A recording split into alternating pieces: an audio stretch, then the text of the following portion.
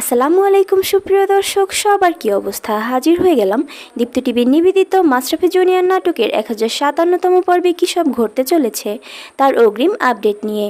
এই পর্বটি কেউ মিস করবেন না, কারণ এই পর্বে আপনারা দেখতে পারবেন দিলারা বেগমকে দেখা যাবে সে রুনা ম্যামের এমন মানসিক পরিস্থিতির সুযোগ নিয়ে তাকে এবার দাদাভাইয়ের সাহায্যে মানসিক রোগী প্রমাণ করেই ছাড়বে। রুনা ম্যামকে দেখা যাবে সে তার শাশুড়ি দিলারা বেগমকে বলবে, মা, আমার ছেলে আয়ানের চোখে এখন আমার জন্য শুধুই ঘৃণা। এমন জীবন আমি বয়ে বেড়াতে পারবো না, এর থেকে আমার মরে যাওয়াই ভালো। একথা শুনে দিলারা বেগম বলবে, কি বলছো এসব রুনা? আচ্ছা, এসব তো তোমার জীবনে নতুন না, তাই না?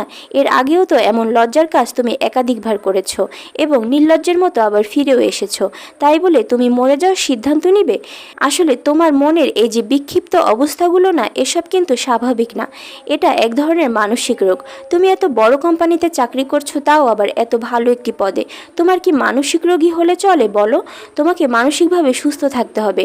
এজন্য আমি বলি কি, আমার পরিচিত একজন নামকরা মানসিক ডাক্তার আছে, তুমি চাইলে একবার তাকে দেখাতে পারো।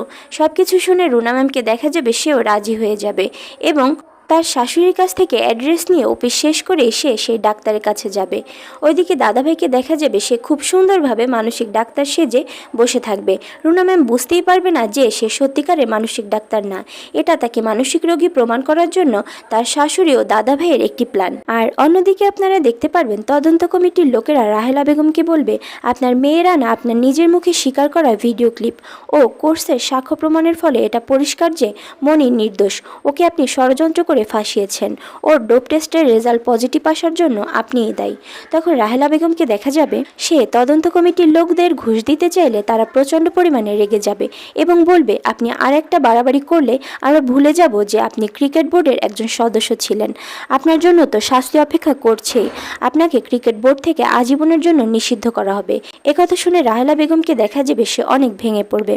আর এছাড়াও থাকছে আশ্চর্য সকল ঘটনা। সুতরাং সবাইকে মাশরাফি জুনিয়র নাটকের আগামী পর্ব দেখার আমন্ত্রণ রইল। আর হ্যাঁ, ভিডিওটি ভালো লাগলে অবশ্যই চ্যানেলটি সাবস্ক্রাইব করুন। ধন্যবাদ।